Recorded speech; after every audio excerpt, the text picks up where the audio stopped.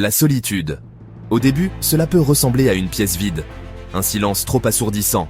Mais il y a une vérité sur la solitude qui peut changer votre vie. Il ne s'agit pas de fuir le monde. Non, il s'agit de courir vers soi-même. Beaucoup des âmes les plus sages de l'histoire ont choisi la solitude délibérément. Elles n'échappaient pas à la vie, elles cherchaient un esprit plus clair, un cœur plus calme. C'est un voyage dans ce choix, un chemin qui peut vous mener à une force insoupçonnée. C'est une promesse de paix, trouvée non pas dans le bruit des autres, mais dans le calme de votre propre compagnie. Nous allons explorer ce chemin ensemble.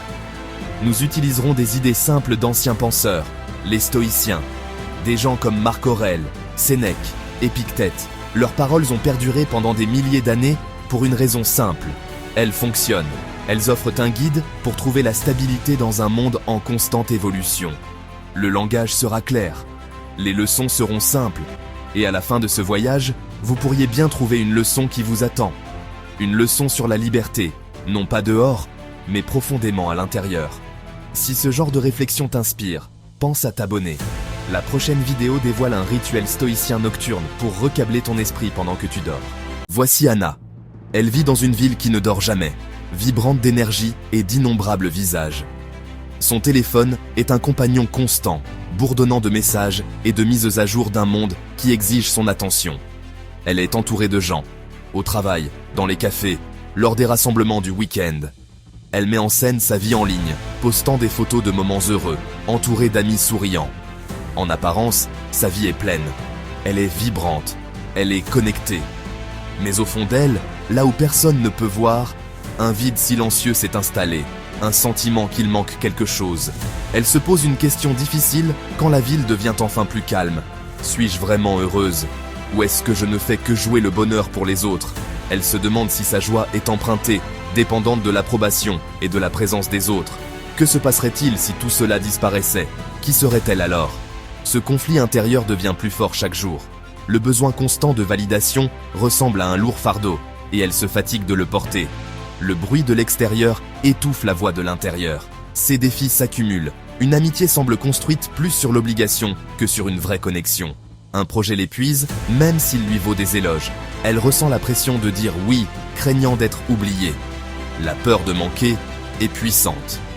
Anna réalise qu'elle vit en réaction aux autres, plutôt que par intention. Ses choix appartiennent aux attentes de la foule. Elle se sent disparaître lentement. Alors, elle fait un choix, silencieux et courageux. Anna décide d'essayer d'être seule quelque temps, en créant de petites poches de solitude dans sa vie. La première chose que la solitude offre à Anna est de l'espace, mental, pas seulement physique. Une clairière tranquille, dans la forêt dense du bruit quotidien. Dans la course des conversations, notifications et attentes, difficile d'entendre ce que nous voulons vraiment. La solitude baisse ce volume. Elle crée un silence où le murmure du cœur peut être entendu. Pour Anna, cela commence par des actes simples.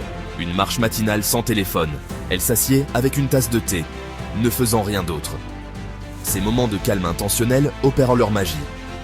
Ils sont pleins d'observation et de réflexion. Elle remarque ses pensées sans besoin immédiat de les partager. Elle démêle ce qu'elle veut de ce qu'on lui dit de vouloir. C'est le début de la connaissance de soi. Pierre angulaire des stoïciens. Épictète. Connais-toi toi-même. Quand vous clarifiez vos valeurs, vos choix deviennent les vôtres. La solitude agit comme une boussole vers votre vrai nord. Anna préfère les conversations calmes à la foule bruyante. Elle rouvre un projet créatif abandonné.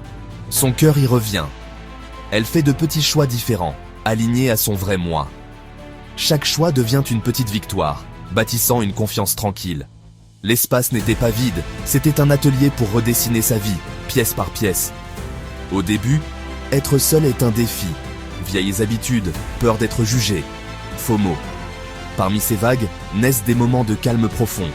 Observer ses sentiments sans être contrôlé. Se concentrer sur ce qu'on peut contrôler. Accepter ce qu'on ne peut pas. Au lieu de saisir son téléphone à l'anxiété, elle respire et choisit sa réponse. Et toi, est-ce que tu as déjà ressenti que la solitude te rendait plus fort? Dis-le en commentaire. La solitude la guide vers l'indépendance émotionnelle. Non pas froide, mais chaleureuse. Elle n'arrête pas d'aimer. Elle n'arrête pas d'être une amie. Son bonheur ne dépend plus des autres. Joie simple. Finir un chapitre, marcher au soleil, écrire quelques lignes. Les stoïciens appellent cela l'ataraxie. Un esprit calme et stable, profondément vivant. Quand les tempêtes arrivent, elle reste ferme. Elle peut être blessée, mais elle sait guérir. La prochaine fois que l'inquiétude monte, demande-toi, est-ce sous mon contrôle? Si tu tentes l'exercice, dis-le en commentaire. Toute solitude n'est pas la même. La différence est le choix et le but. Si tu es forcé d'être seul et que cela te blesse, cherche de l'aide. Amis, famille, conseillers. Vous pouvez en essayer une. Juste une. Faites une promenade de 20 minutes et laissez votre téléphone à la maison. Asseyez-vous en silence 5 minutes chaque matin, juste vous et votre respiration. Écrivez une seule ligne. Aujourd'hui, je veux. Petit entraînement pour un esprit calme. Si cette idée t'aide à voir ta vie différemment, mets un like. Ça m'aide à partager ce message à plus de monde. Protège tes matins, pas d'écran 30 minutes. Garde 1 heure par semaine juste pour toi. Un rendez-vous sacré. Au final, Anna trouve un bel équilibre. Elle ne devient pas une ermite. Elle retourne à sa vie sociale avec une nouvelle joie, une nouvelle présence. Par désir sincère de connexion. Sa solitude enrichit ses amitiés. La qualité des liens compte plus que la quantité. Les leçons sont simples. Prenez du temps pour vous. Pratiquez la maîtrise de soi. Alignez vos actions à vos valeurs. Construisez votre paix intérieure. Utilisez la solitude comme un outil, pas comme une cachette. Gardez vos vrais amis et soyez plus présents avec eux. La solitude n'est pas une malédiction. C'est un choix, un outil, un chemin pour devenir plus fort et plus libre à l'intérieur. Seul est libre celui qui ne dépend que de lui-même. Épictète. Prenez le contrôle de votre esprit, vous trouverez votre liberté. Tu veux aller plus loin? Regarde la vidéo où je montre comment la solitude forge un mental invincible. Clique ici et abonne-toi pour ne rien manquer.